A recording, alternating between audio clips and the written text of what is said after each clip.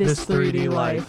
What's going on, everybody, and welcome to This 3D Life, episode 43. My name's Nick Cascarell, and with me, Shauna O. Hi. That was a long pause. It was a little bit of a long pause on that one. So this episode is a tad bit different. We are not at home. No. And we're in a hotel. We are in a hotel room. I feel fancy. Yeah, it's so fancy. It's a nice hotel. It's an all right hotel. There's like 20-foot ceilings in here. All right, let's be honest, though. We're not here to talk about the hotel. No, but the hotel isn't impressive. Okay, you're impressed by the hotel, but we're not here to talk about the hotel. We Correct. are in San Antonio, Texas, and it is Sunday, and PAX South has just ended. Yes.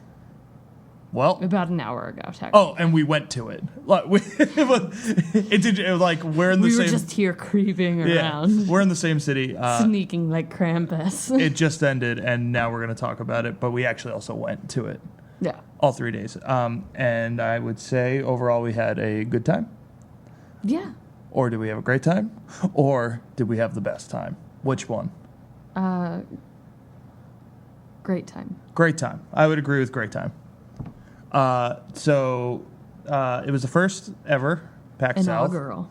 Yes. Is that what they... Yes. Okay. Well, that's what it was. It was that one. It was the first ever PAX South. And it was, I would say, almost entirely indie games. It was... Pretty much. The only games that weren't indie games they didn't have their own booths. Right. It's like they were at like Logitech or Intel or right, and then they were like showing games off on these like computers, these high end like gaming PCs, right, to kind of show the power of them. It was pretty much an indie fest. Yeah. Which I don't mind. No, not at all. It was awesome. As long as they're good, right? You know? And there was a lot of good. Oh yeah. There's a lot of really good games. Yeah.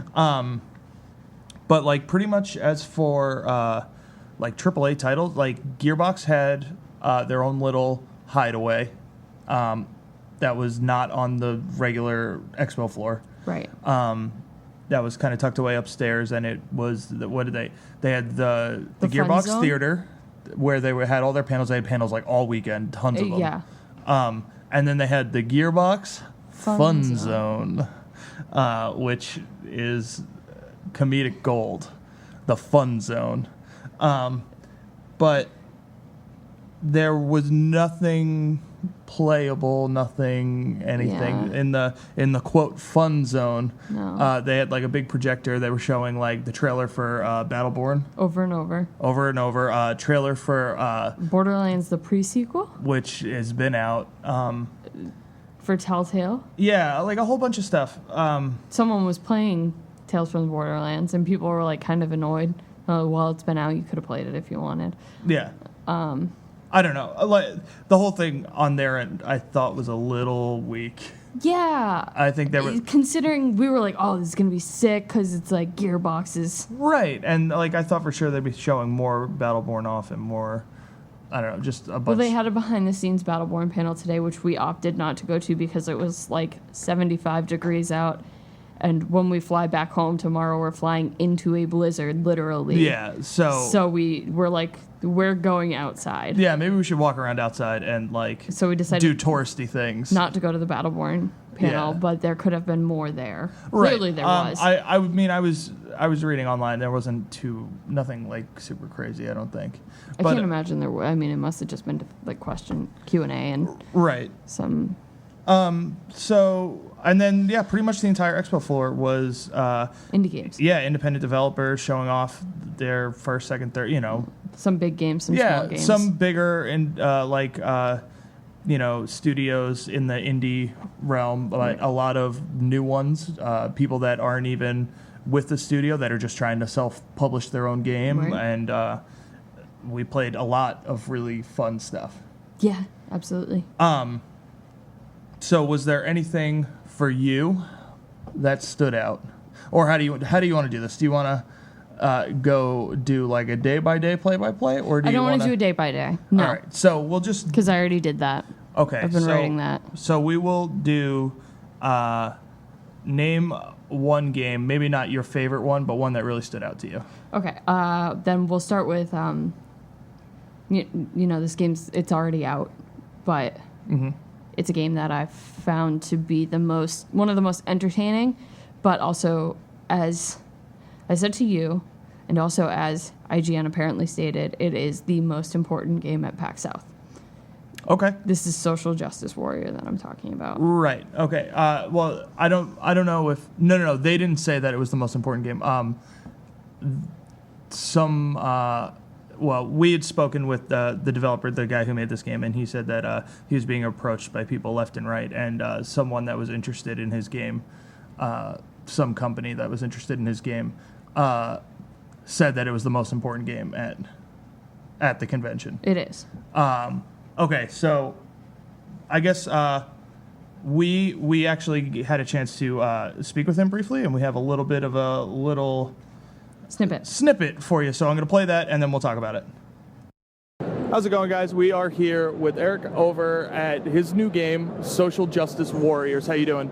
Pretty good, thanks. How's PAX been for you so far? Amazing. People have been so friendly.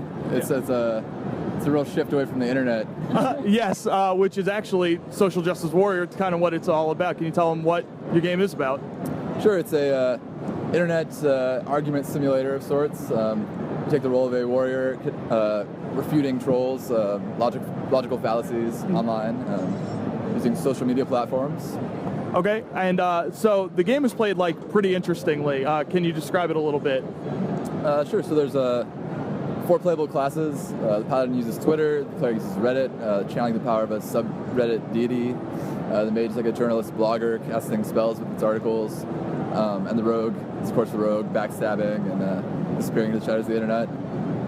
It's a typical old-school RPG battle system where you're head-to-head, choosing one of 4 attacks to either challenge the troll with logic or attack them yourself, stooping to their sort of tactics. There's no end, really, no win condition. Once you embark down this path, you each have to keep contesting the trolls until they've either worn down your sanity or your reputation. Much like in real life. Right. Now, everything seems to be going really well for you. Where can they find this game? It's currently available on my website, nonadecimal.com, for $3. It's also on a lot of the indie stores, Indie Game Stand, itch.io, Basura, and it's soon coming to Steam and Humble Store. Awesome. And where can they find you? Me? Well, find the game online. You have Twitter, you got... Oh, right. Twitter, it's at nonadecimal, and nonadecimal.com. That's my site. It's got all my info on there. Perfect. Well, thanks for talking to us. No problem. Thank you. All right. So that was Eric with his game, Social Justice Warriors. And so, Shauna, what was your experience with the game? It cracked me up. It's a very serious overtone because it's a game where you're realizing that these fighting fire with fire is not the best way. Right. Okay. So he kind of described it. You pick from a class. Each of the classes is kind of like a forum in which you would argue on the internet. Right. So he said in the interview, the paladin is like Twitter. Right. The mage is basically like an internet blogger. Right. That could write articles about the person. I of course can't think of any. One of the characters is Reddit that summons a subreddit to fight for him. And then the rogue is basically another troll that would kind of fight back. Which is who we played as. No, I played as the wizard character, which is the internet blogger. Oh, I played as the rogue. So my reputation, I couldn't keep my reputation up, and that's how I inevitably lost. Right. So there, what'll happen is the game is set up so basically. Your character is on the left-hand side. The character you're fighting is on the right-hand side. The troll. Right, and I have a hilarious name Ignorant Troll Level 1 or something, or Bigoted Troll. Bigoted Troll Level 2 or something, whatever. Sexist Troll, right. Racist Troll. And basically, the game, you just keep going until you either die or you don't die. You have a saltiness meter, which is basically like your magic. Yeah. And you have a reputation meter, which is basically like your health. Yeah, it's sanity and reputation. Sanity, that's what it is. Not salty. Close. And you basically you go until you run out of reputation. But the game is very funny and sad in the way that like the troll goes first, and so how it's set up is you're on the left, they're on the right, and it's like a turn-based like. It's like a satirical RPG. Right, like a turn-based like RPG style combat, satirical, whatever, but you're fighting with words. Right. So they'll go first, and it'll be like, what was some of the ones that were so funny? I was like, I'm not racist, but ... And then you have a response, and it's like, mine was because I was the blogger was like, you can like write a post directly naming the person, right. and like that would hurt my reputation a little bit, but like gravely destroy his reputation, or like. Some that different stuff like that, and you chose it, and it would like say what happened, and it's like very clever. So it is funny, right? But it has like a deeper meaning to it about right, and it's funny because what he was saying to us, we played it on Saturday and went back and spoke with him actually this morning. But what he was telling us on Saturday was that he didn't intend for it to be this like. Kind of comedic. Yeah, well, when he made it, he didn't mean for it to be bigger than it is. Right. He'd like heard the term social justice warrior and thought it was funny. Yeah. He had saw people like throwing it around. And he was like, "What the fuck does this mean?" Yeah. Like it's a buzzword. Right. Yeah. Exactly. And then he figured it out, and he was like, "That's funny. Like I can make a game about this." And and he kind of just like started as a project, and then it. All of the stuff with like Gamergate and all this stuff like started happening. So like, a lot of people asked him if he made it in response to Gamergate, and he had actually already started making it before. Yeah, it actually released in May of 2014. Right. So before Gamergate even happened, but it kind of worked out for him. Right. In the long run, and the game it's super funny. It's very intelligent. It is an important game. Yeah. Well, it's not only important for its intelligence, but it's also important because for the entire month of December, all the proceeds that Nona Decimal Creative received from social justice warriors, they donated to the American Foundation for Suicide Prevention. Yeah. Which is amazing. Which is awesome. It's just like a cool, like taking something that was already a neat concept and just kind of running with it and going further and turning doing more. It into something. Yeah, which was awesome. So, I mean, we were walking past it, and we were kind of hectically walking around the con at this point. Yeah, we were trying to get a lot of stuff. We wanted to bring you guys some interviews. We wanted to get to play everything. We wanted to... Right, and I was walking past it, and all of a sudden I saw the buzzword, social justice warrior, and I... stopped, and Nick kind of had passed me, and I reached out and I grabbed his arm and I yanked him back. And we 180'd it. And I sat down and I said, "What's this game?" Yep. And then I played it, and I absolutely loved it. And Eric was great. He was like happy to talk to us. Yeah, it was super sweet. He's going to be, if you're going to PAX East, he's going to have a full booth. He said he's going to have a full booth at PAX East because this convention went so well for him. So there will be a bunch of different computers that you'll be able to sit down and give this game a try, and I suggest you go check it out because it's a lot of fun. Yeah. It's a small game. There's not it's not a ton to it, but it's definitely something to check out. It's on he got greenlit for Steam early access on Friday. Yeah. So pretty soon that'll be on Steam early access. He said in the interview where you can look him up, but if you look him up, you can already go get the game on PC and stuff. And I'm sure that if it continues to go well, there's no reason it wouldn't make its way to... It's definitely a mobile game in the making. Right, yeah. It could go all the way to mobile, depending on how successful it... that stuff is expensive, so if he's successful with it, it could go all the way to mobile. It's simple enough that it could go to mobile. So if you have the opportunity now, definitely go check it out. If you're going to be at PAX East, definitely go check it out. And Yeah, that was a good game. I like that game a lot. Yeah, it was cool. But it's definitely worth checking out. It's just simple, harmless fun. Yeah, well, kind of. It's like you're battling trolls without having to pull your hair out. Yeah, exactly. Without being like, there's actually a person on the other end of this that is this ignorant. Well, I turned to you at one point and I said, this reminds me of Adam Pont. Oh, my God. Which is a friend of ours who says ignorant things all the time. Ugh, painful. But, all right. So you went, my turn. Yeah, go ahead. I got a game that I played, you watched, both of us. For the rest of the weekend, we're like, this is stuck in my head because the game is called Just Shapes and Beats. Oh, yeah. All right. This game is like, in my head, I played it, and the first thing after I finished, I turned to you and I said, that was chaotic fun. Yeah. And that is literally the best way to describe Just Shapes and Beats. We unfortunately didn't have enough time to speak with them. They were slammed all weekend. We went back, tried to talk to him. He was super busy. It was just these two guys that, like, I don't think really expected to get quite the reaction that they got. Just gathered around. They could have had twice the booth but they what, had. What the game Just Shapes and Beats was it was 4-player, up to 4-player. It could be just 1 player. And the whole point is that you're a shape.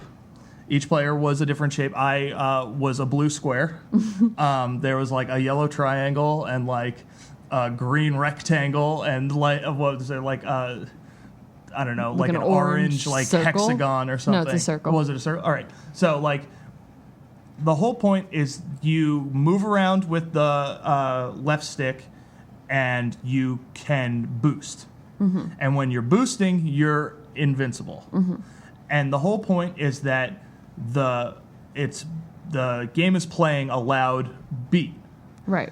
And to the beat, these pinky red lights are flashing and shooting, and you have to avoid anywhere that is this pinky color, pink color. It's like a pink red. So like this like big bass drop will happen, and like these like pink lasers will just like shoot across the screen, and you have to like, avoid them the best you can, and then like quickly dash through them so you don't take damage, and you like can get hit 4 times and then you die. Mm-hmm. And now the good part about teammates is you begin to then slowly like drift off the screen. Mm-hmm. And if you drift off the screen while you're dead, you're out of the game, and that's that. But while you're drifting, a teammate can run over you and you're back in the game with like 1 health or something.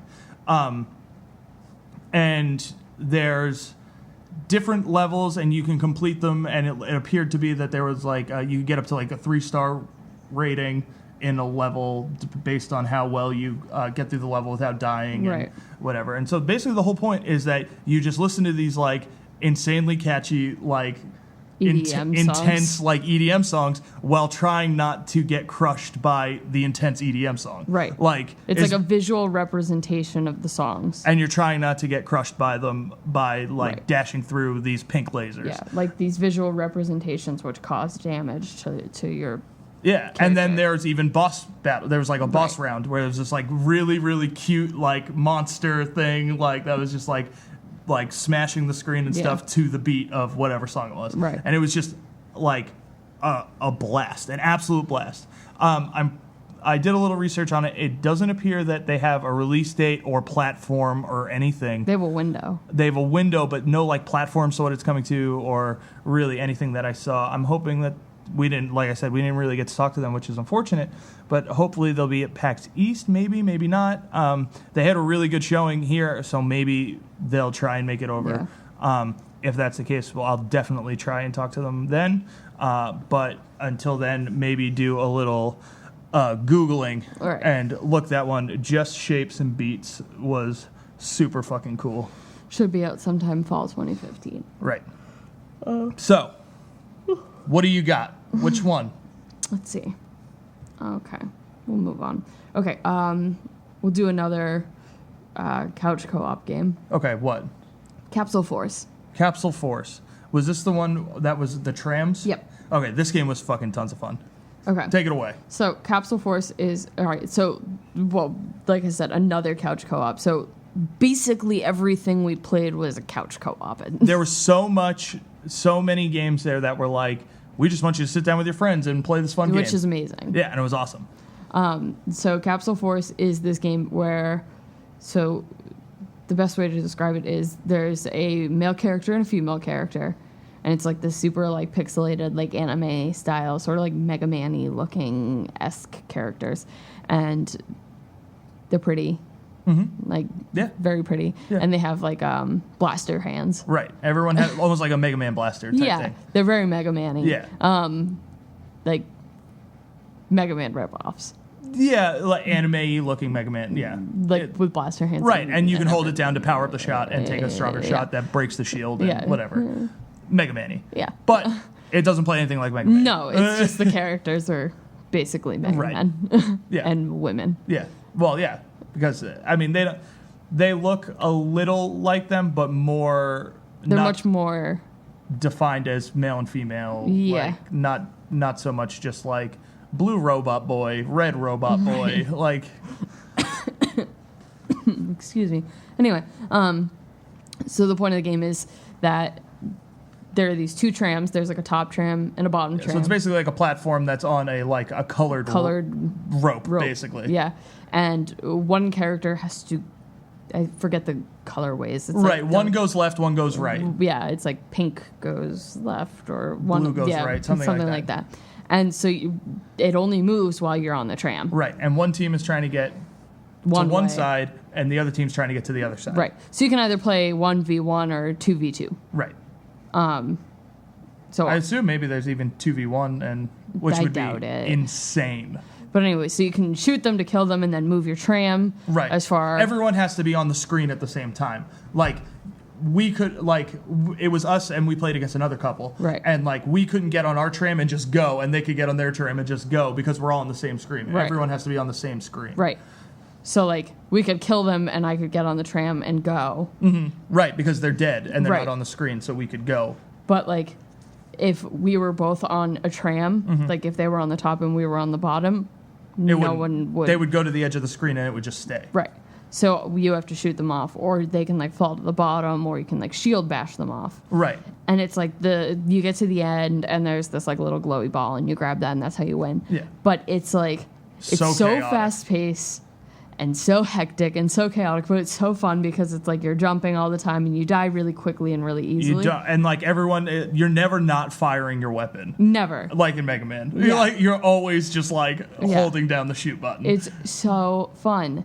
And because it's a PS4 game, it's on PC and PS4, the light bars light up with the colors that your team is, awesome. Which is something silly, but something that makes me so excited. Yeah, when people use the light bar on the PlayStation 4 controller correctly, it's fucking awesome. Yeah, and the art, it's just an 8-bit game, but right, yeah, and it's just flashy and it's crazy. So pretty, yeah. And it was just these two people that this girl just designed it all by herself, and the guy just fucking. I think wrote the music and the art or something. It was so good, and it was just simple fun, just everything else that I played this weekend was just it just proved to me that you don't need these big crazy 8-year developments. Well, right, but to be honest, we would play that for a night probably, right? For an hour or two, especially if we had two other people to play with. That would be fun to play with your friends. Right, for a night, but then you probably wouldn't play it for a while. And then one night you'd have a bunch of people over and they'd be like, hey, remember that time we played that game and it was a lot of fun? We should play that. And then play it and you remember how much fun it was and you play it. But it's worth,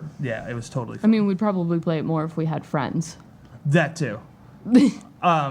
Yeah, but that game was super fun. What was it called again? Capsule Force. Capsule Force. Check it out. Yeah, PS4. It's on Steam. And it's already on Steam? Yeah. Coming to PS4. Yeah, and it should be out summer 2015. Sweet. So, this summer. Mm-hmm.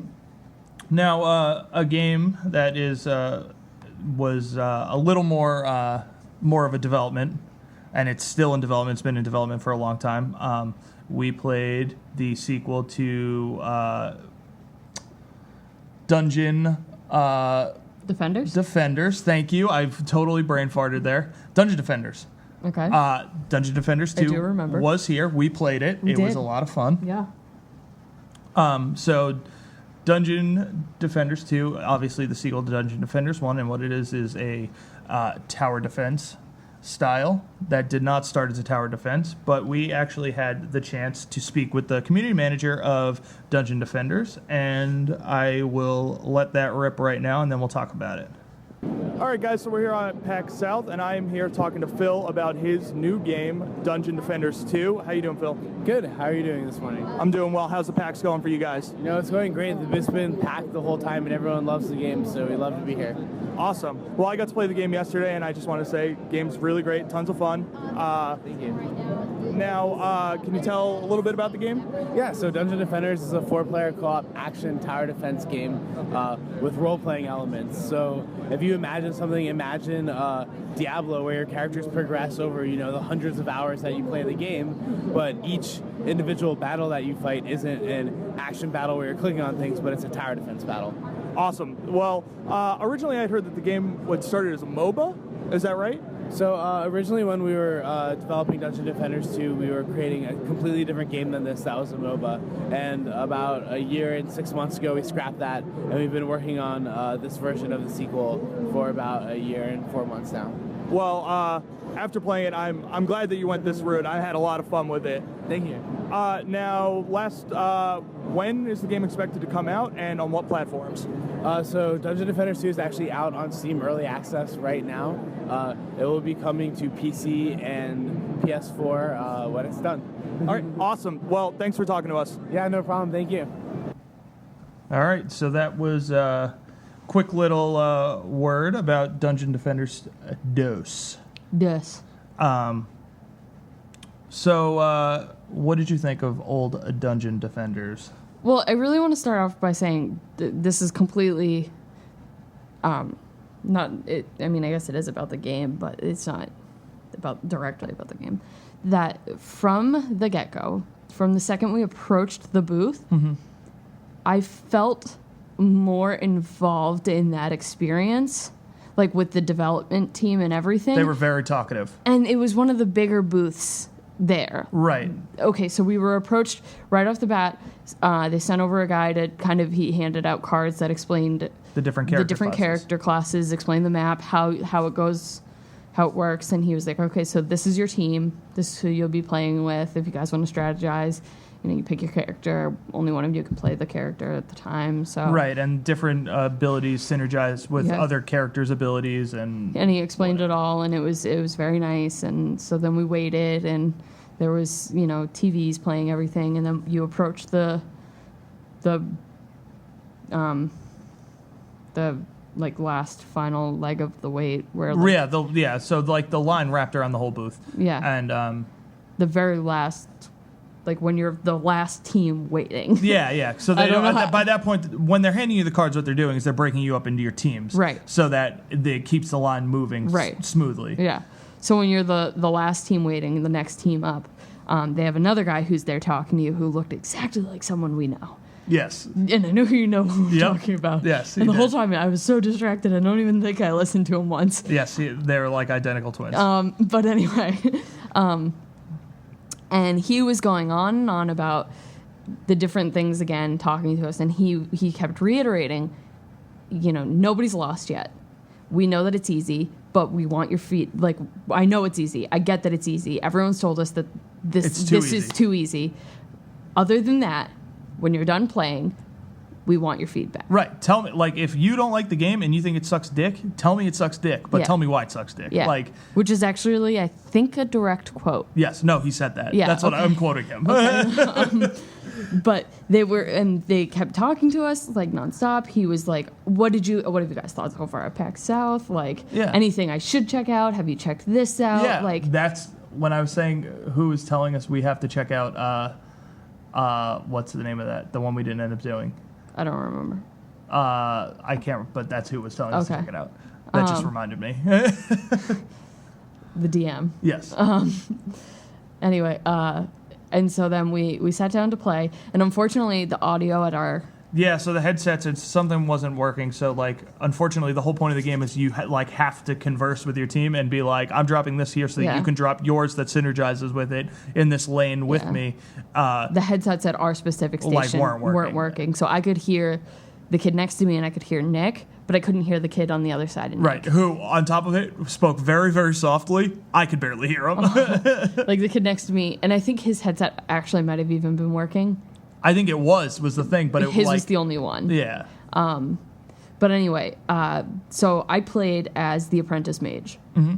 You played as the squire, who's like a tank. He's a tank character. And then there's also the huntress and the monk. Right, that's it. The monk's like a support character. Huntress is a range character. Yeah, the apprentice mage also is a range character.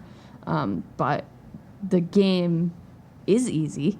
Oh, yeah. Well, I mean, the build that they gave us was easy. Yeah, they said that there's a hard mode, and we were watching someone, a team play it.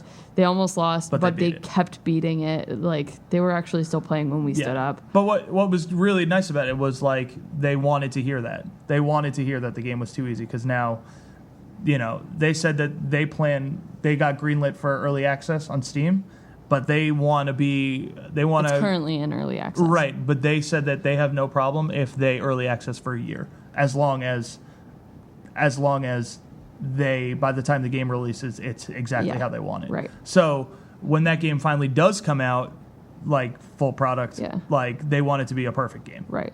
Which is cool because in the little interview that we did, the game didn't even start like it was a MOBA when they started it. Right. It wasn't even the game that you're playing now. And then they heard feedback from the community and were like, okay, we can't make this a MOBA because people might kill us. Yeah. So they turned it back to, you know, the style of Dungeon Defenders 1, and I'm happy they did. I had so much fun with the game. I'm so happy it's coming to PlayStation 4. Right. Split screen, like, it's going to be a lot of fun. Right. Yeah. After they told us when we were waiting in line that the rounds typically take 20 minutes. And we crushed it so fast. In 11 minutes and 4 seconds. It was so fast. And after we finished it, the guy was like, "Oh yeah, you guys are done." Yeah, we didn't. And he said he was like, "Wow, that was really fast." Well, it was so easy. It was really easy. And normally, like I said to you, I turned around and I was like, "Oh my god, I hope we're not the first ones to lose." Like, because it's always my biggest fear that like I'm gonna like do so badly at those things when they're like broadcast and like when my back's to everyone, like people are watching me play and it's like, oh my god, I'm gonna fucking blow it. We're gonna be the first team to lose. And it's gonna be embarrassing. And it's like, oh, we steamrolled it in 11 minutes. It was way too easy. But then we stood up and there was a community guy right behind us. He was the level designer, the lead level designer. Yeah. And he had a notepad with him and he was writing down. And he goes, "Tell me, go." He wrote down what we liked, what we didn't like. And then one of the kids in our group came up with like a really great idea. He actually had... The idea was that when you are using... so like say I dropped some sort of turret down and then Shauna comes over and drops a turret next to it that complements it or creates a synergy. There should be some sort of either...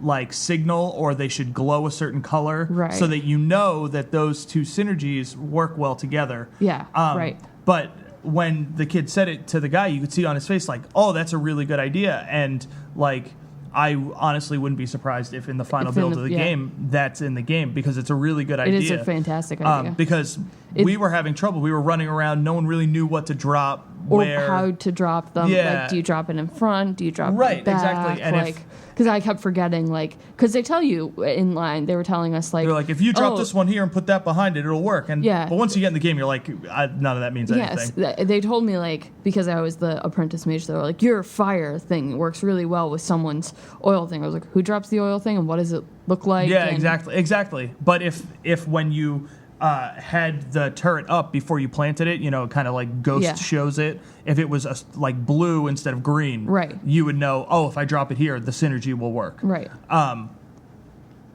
And it was just really good to see that they had notepads and they were there and like ready to be like, yep, that's a good idea. I'm going to tell someone about this.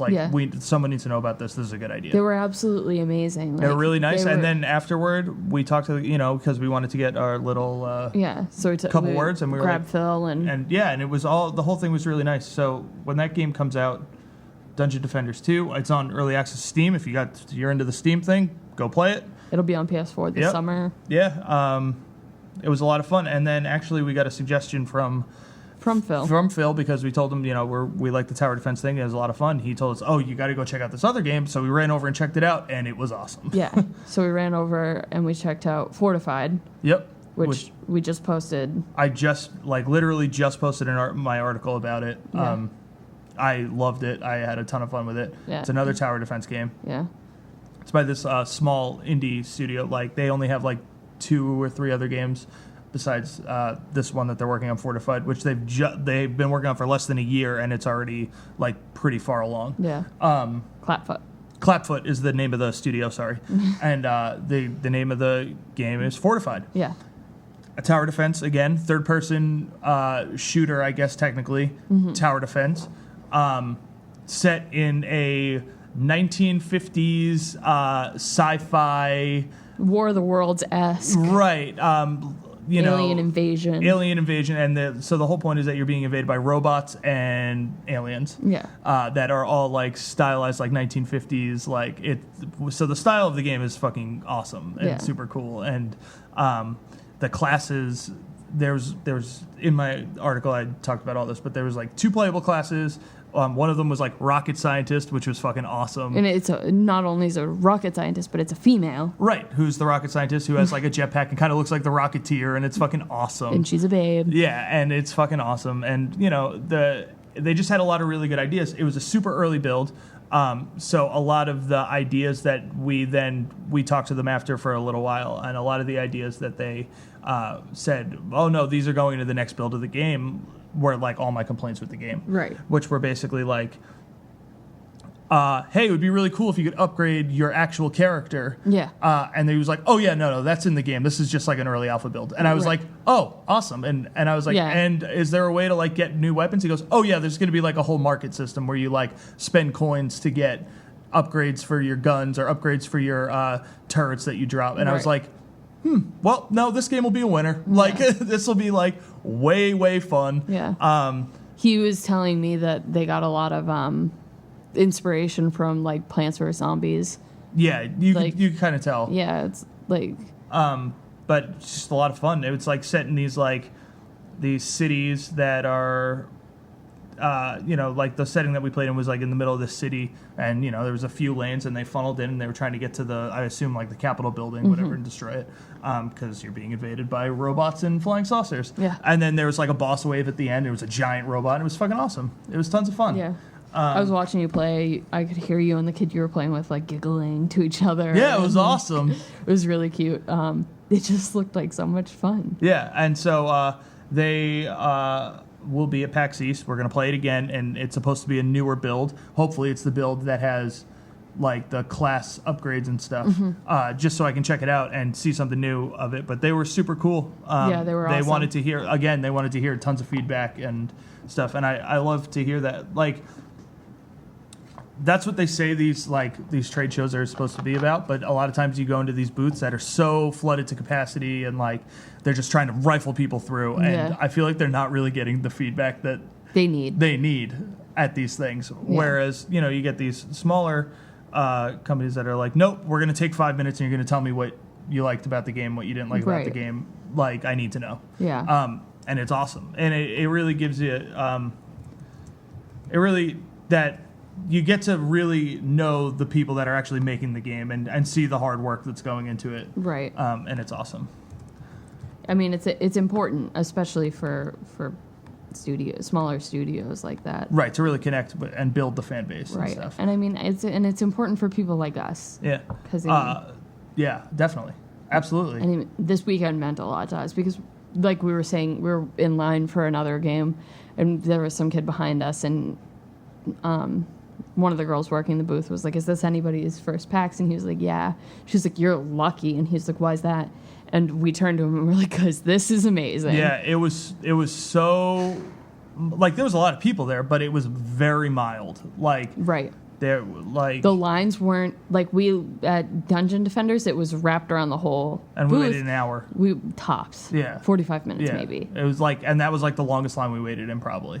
Absolutely. Yeah. There were longer There were longer lines. There were lines for a couple of these games that were way longer, but that was the longest line that we waited in, and it was just good because we had a chance to talk to a lot of people and like get to hear about their plans for the game when it's finished and what they're doing. But back to Fortify real quick. That is going to be on PC and Xbox One. Right. We didn't list. Right. We didn't. It also is, just to also say, it's a 4-player online co-op. Right. There will be more classes other than just the male and female characters. Right. They said they're working on 2 more for launch and more maybe for downloadable in the future. Right. But they have 2 more that they're working on, and they could not give me anything on it. He was like, and I can't tell you about them because they're not done. And I was like, all right, fair enough. So maybe in a month and a half, he'll be like, no, we got another one, and here it is. And he'll be able to tell me the next one, and that'd be sick. Yeah. But if not, that's what it is. Yeah. So they're like shooting for this year, which is insane because the game is less than a year. Like, I feel like their deadline is very ambitious. Yeah. But if it comes out this year, cool, because it's a lot of fun. It's a and great it'll be game. on PC and Xbox One. The art's really cute. I like it a lot. It's very up my alley with the sci-fi. And it's cool. Yeah, I like it. It was, we were, as soon as Phil from Dungeon Defenders was like, go check this out, we were looking around for it, and I was like, I can't find this game fucking anywhere. And then I saw Fortified. I just saw the word, and I was like, we walked up to it, and I saw the female rocket scientist, and I was They like, had like 2 banners on the side. I was like, what? Yeah, like this is cool. But yeah, I posted an article. It's got pictures and a video and stuff. So if you go check it out. Go on the blog, you'll be able to see that and see some video of it. Yeah, it's cool. And then follow them for more updates. And then if you go to PAX East, make sure you try to find them. Yeah, they said that they will be there. Yeah. So that will be neat. Nifty. Yeah. So, what else? You got any other ones? No, we didn't play anything else. No? We played other games then. Yeah. But, I mean, what one you want to touch on? Okay, well, just talk about another intense game. Which one? Hive Jump. Oh, my God. That game was, like, a little much for me. It's a little bit of a seizure. A little much for me. I had fun. So much fun. But I was like, by the end of it, I was like, holy friggin' moly. Like, it's one of those games that like you can't help but laugh. Yeah. That'll be a fun game to play at a party. So it's like it's another 4-player couch co-op, almost like in the vein of like Metal Slug almost. Yeah. Good point. But there's an upgrade system where you upgrade your guns or buy new grenades, buy maybe new armor or a new jetpack. And basically, there are these alien bugs. Yeah. You're Space Marines, and you're trying to work your way down into the hive to destroy the queen. And that's really it. Yeah. That's it. It's just super chaotic, super fun. Right. Tons of enemies. Right. But the point is that one of the 4 players has a backpack. Right. Okay. So the backpack. Yeah. That's like the backpack is like the life force. Right. That's how you spawn in. Yeah. So when you die, you spawn on the guy who's wearing the backpack. Right. If the guy who has the backpack dies, he drops the backpack, and then the backpack has a life. Right. And when the backpack blows up, you're fucked. When the backpack blows up, you all have 1 more life. Right. And that's that. Yeah. You can also throw the backpack. And someone can pick it up. Pick it up if you like have a guy that's like likes to have the bag. Yeah. Whatever. It's fun. Yeah. When is it coming out and to where and to when? Well, it was Wii U. Was Wii U one of them? It is PC and Wii U. That's what it's coming out on. Okay. It was just fully Kickstarted. All of the cards that they gave us to fund us on Kickstarter, and they handed them out, and they said, that's a lie, we were just fully Kickstarted. Yeah, so they're finished. Yeah. Well, I mean, I think he said that they're doing stretch goals to get on, like, PlayStation and Xbox. I have their Kickstarter right here. They gave us Xbox controllers, so I wouldn't be surprised if that was a stretch goal. It was successfully funded on September 6th. PC, Mac, Linux, and Wii U. Yeah, that's what it is right now. But he said that they were going to set up stretch goals to get to PlayStation and Xbox. Yeah, okay. And that's by Graphite Labs. Yep. And it was definitely fun. It was very fun. The art style is cool. It's a little hard to see, but it's definitely very, very pretty. Oh, you know what? I don't have a game written in here. What game? The game that was right next to Hive Jump. Faded. We'll do that one really quick because that one was also very early alpha. Faded is a side-scrolling platformer action game set in a fantasy setting where all the color has been sucked out of the world. You are trying to restore the color. When you get new color, you get a new power. Right. So, like, when you find the reds of the world, you now have, like, a fireball. Right. And if you find the blues of the world, you have, like, an electricity bolt. Yep. And the greens, you had, like, a leaf, like a razor leaf thing that he would throw. You get new abilities that are good against different enemies. The build was very early on, so it was a little barren, but I can see where they were going with it, and it looked neat. Hopefully see more about it. But that game was called Faded. Yeah, and it was very early on. They said that they, early. Had finished building it the night before. Yeah, exactly. He was you could tell he was nervous the whole time you're playing it. Like it could crash at any second. Yeah, but it seemed pretty. He said some people were kind of mean about it. Yeah. Which I don't understand why anyone would be mean to anybody at this thing. Right, and so he explained, he goes, this is super, I just finished it. So there's definitely bugs in it. And I guess he had people that were like, this game's buggy. And he's like, yeah, I just told you it has bugs in it. I know about them. We played games that have been done for a while that were buggy. Yeah, Like Fortified had the map that you played, which was easy. Yeah. Right? Yeah. You'd say it was pretty easy. And then they had a really hard map that if you went back, we could have played the really hard map. Right. And they were like, it's buggy, I'm going to warn you, this very hard map, while it's hard and it's a challenge that is worth doing, it doesn't work very well. It's very buggy. Yeah.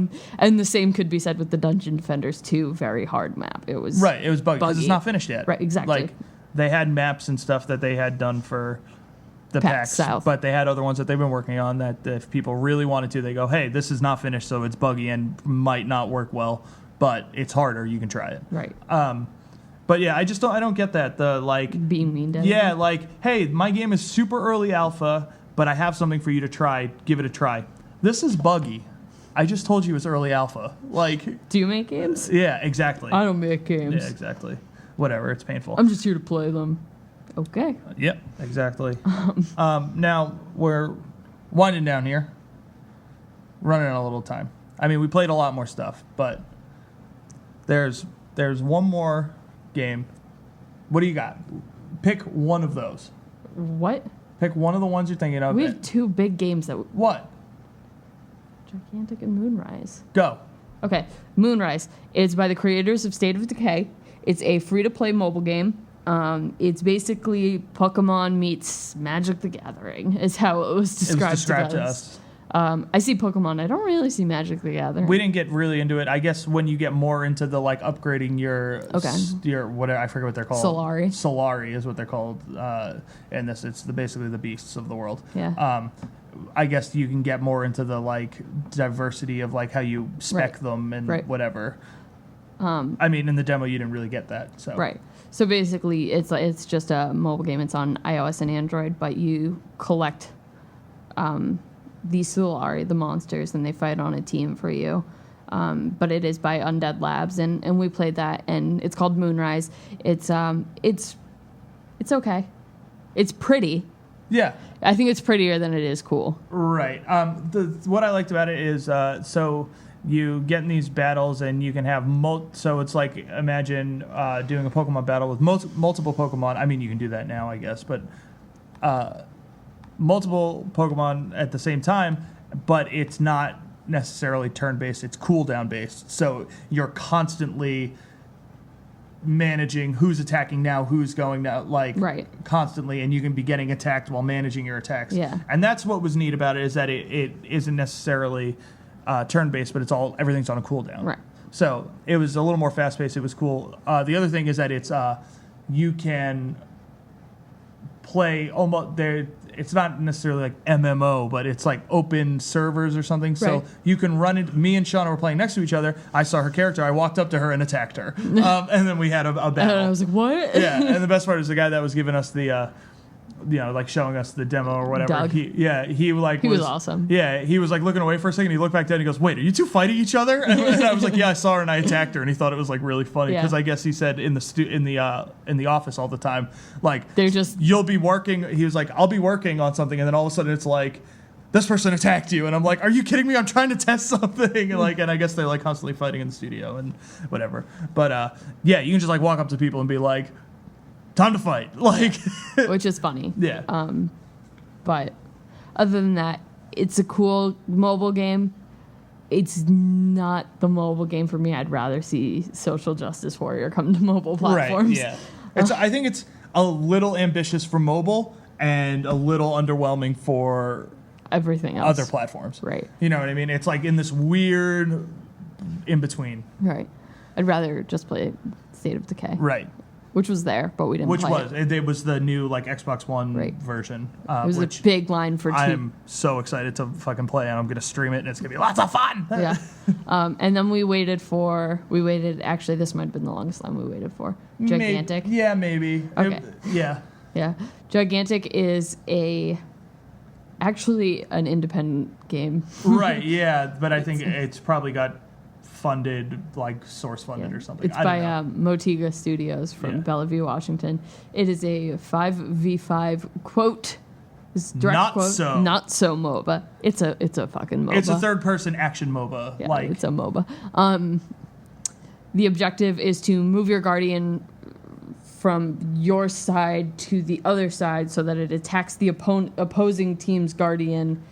And you do this by killing other players, capturing points. And it powers up your Guardian. Which powers up your Guardians. You can also summon creatures, which nobody on our team did.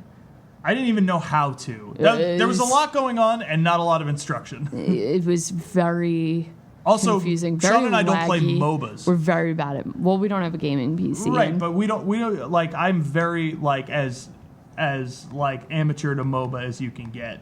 Like I don't really fully get it. I mean, I know how the games are like I get the premise of the game, but there's so much more there. I understand that it is a very complex game type. Right. And I'm not familiar. I don't get it. Yeah.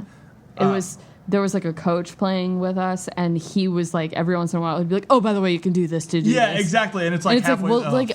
If you told me that, like, I wouldn't have died 80 times, like a minute ago. He would like look over and be like, "Oh yeah, you can like upgrade blah blah," and it'd be like, "Okay," like he was not.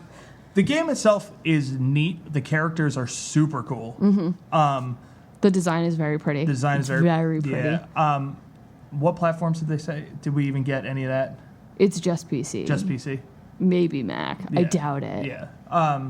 But if you're into that type of thing, you might really like it.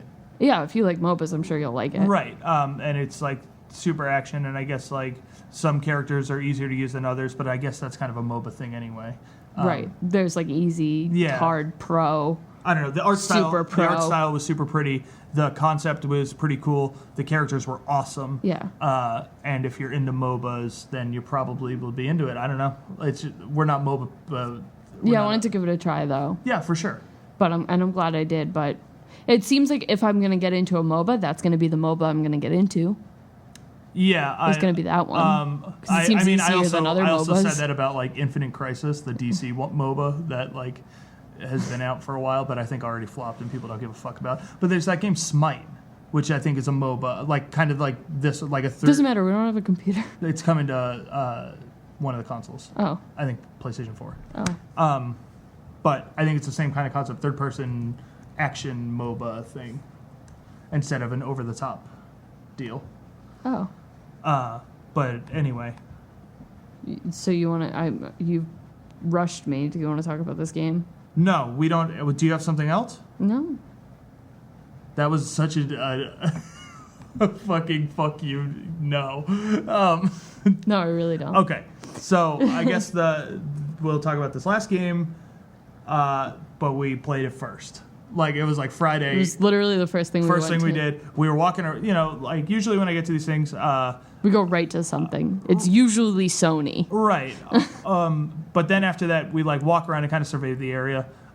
We went into this thing so blind. I had no idea who was at this event. No idea. I just figured Gearbox was there. Like that was it. I was like, well, we're in Texas, so Gearbox will be there. But I went in so blind, and we walked around and we're moseying around, and I instantly am like, we gotta play this fucking game. Like it was pretty much immediately.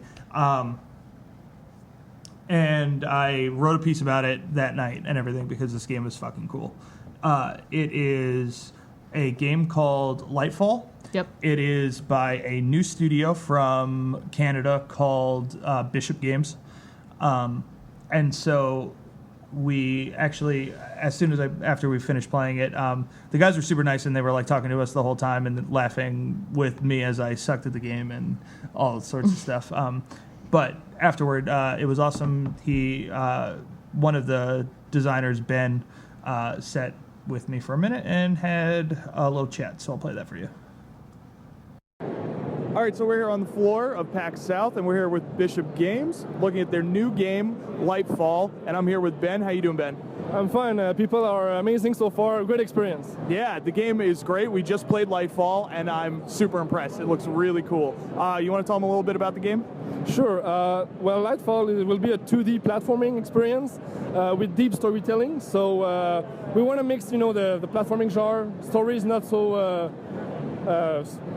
not the biggest thing. So we want to have our own spin on it. And so that's what we do.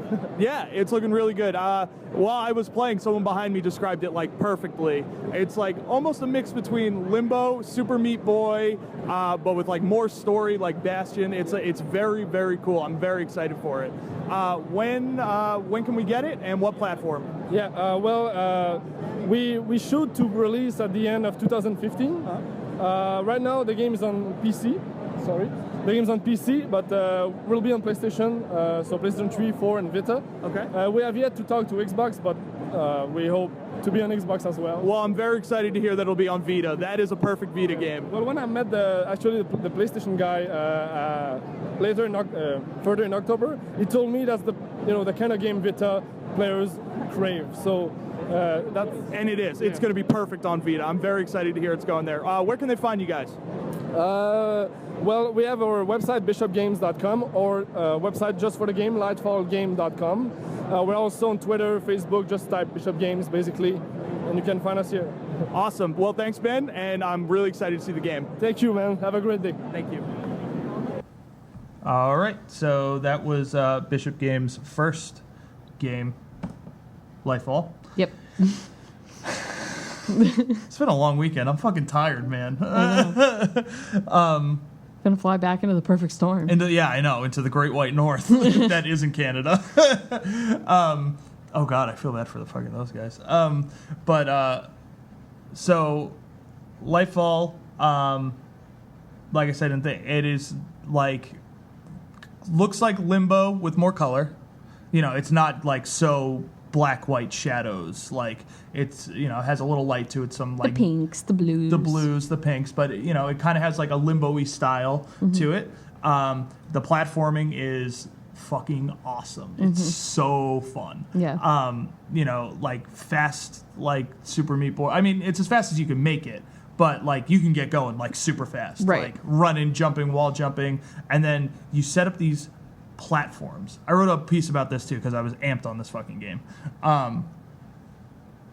You like when you jump, you can then create a platform that spawns like literally like right underneath you. You don't like land on it. It's like almost like you're already standing on it. It's like a cube. Right, a cube. And then you also have the ability to then move the cube. You can like hold down, it was like Y or something, and then you can move the cube. And then you can use that to like solve puzzles and stuff. Yeah. But you can like double jump off the walls and like double wall jump and then set up the cube and jump, and you like never touch the ground, like feasibly. You could like never touch the ground. But they like super emphasize in this game story. They like, they said, anyone can like work hard and make like a really good platformer. Right. But we wanted to make a really good platformer that was really atmospheric and gave you a really cool in-depth story. Right. So it definitely showed through a bit in the demo. Like when you start, there's like someone talking over, kind of giving you this like backstory, a little bit of like what's going on. but their whole description is like, you play through the game to uncover the mysteries of like who the little boy is and what he's doing and like how he's going to save this world and all this stuff. And it looks awesome. It plays really awesome. I'm super excited for it. You will definitely be seeing a lot about this game, I think. A lot about this game. Yeah. It's going to be pretty popular, I think. I mean, we went, there were some people there. We stood, we played it. I turned around. There was a line of people behind us. A huge line of people like behind us playing, like watching me play it. And like, Ben all of a sudden is like, "Oh my goodness!" Yeah, it was like he was like it was so funny. Like they won an award for it already. Like did they? Yeah. But it was the first PAX for them. He was telling me like before we did the interview, he was like, I honestly like didn't think anyone was going to care like at all. He just was like, I thought we were just going to be another game on the floor and no one was going to care. And like we're already have a line. Like he was like, I'm so nervous. Yeah. But it was awesome. It was so awesome to see like these guys that have clearly worked really hard on this game and were really excited about their game and we're so excited to show people their game and we're so excited to see that people wanted to see their game and it was awesome. Yeah, I mean, IGN loved it. Yeah, well, I saw that a bunch of people like the internet was like pretty hot to it. People are excited about that game because I think it deserves it. It looks really cool. Yeah, I mean, the game, it's beautiful. It's got the color. It's got the... Now, can we talk about the most important part of the entire game? What? It's coming to Vita. Oh, yeah. Oh, my God. It's already locked for I think the most Vita. important part of the game is how Ben says Vita. No. Most important part is that it is already locked for Vita. I know. I am... Oh, my God. I mean, it's so great that when they brought it to Sony that they were saw... like, this game has to go to Vita. They saw the potential in it, and they were like, this is perfect for all of our platforms. Right, yeah, no, like, this game has to go to Vita. Our Vita, like, our people that have Vita, like, will... Studios who have been around for, like, 4 or 5 years have a hard time... justifying going to Vita. Or getting games out on even PlayStation 4. Yeah, I know. And it's just so great, because these dudes, they were so sweet... And just excited to show their game. And they had one of the most cohesive and beautiful and amazing products that we played all weekend. And they really, honestly deserved all of the hype that they got. Yeah, and it's super awesome. So check that. Lightfall is the name of the game. I don't remember when it's coming out. It's going on all the PlayStation platforms and PC, and they're shooting for Xbox, but that is not confirmed yet. No. But soon. Yeah. They are hoping for Xbox, but whatever. But that was, I mean, we played, we did more stuff. We were around, we were chatting, doing whatever, but those were the highlights. Those are, some of the highlights and some of the fun stuff and just a good grasp of what was on the floor at PAX South. Yeah. What'd you think of San Antonio? Oh, San Antonio. You are a weird fucking place, I'll tell you what. Weird fucking city. I'll tell you what. Walked around, it's like no one was here. It is a really pretty city. Very pretty. Like we got the river literally right behind my ass it's got this river running through it. There's like restaurants and shops all down the river with Nobody bridges here. crossing it. Like everyone's walking around. But no. If there were people here, they would be walking around. There's no one in the city. We got here a day early. We got here 2 days early. Before the convention. We got here Wednesday. There was no one here. No one. The restaurants were all empty. It made no sense. The food also sucks here. Yeah, we haven't really had a good meal since we've been here. But there was we couldn't find people. It was the most bizarre thing I've ever seen. Friday I called my mother, and I was like, I don't know what's going on. There's no one here. Friday was the best day of my life when the nerds rolled into town. Yeah, and then all of a sudden there were people everywhere near the convention center and at the restaurants. And well, there was another convention at the... Yeah, what was it? I don't know. Some lady... I dumped chocolate all over myself this morning. Some lady had to help me clean it off myself in the bathroom. Just a fucking mess. And she was at that convention, and she was dressed up all nice, and she could have swore it was coffee, and I just let her believe that I was an adult who dumped coffee on myself at 8 a.m. and not chocolate. I need you to do me a favor. What's that? Say goodbye, Shauna. Goodbye, Shauna.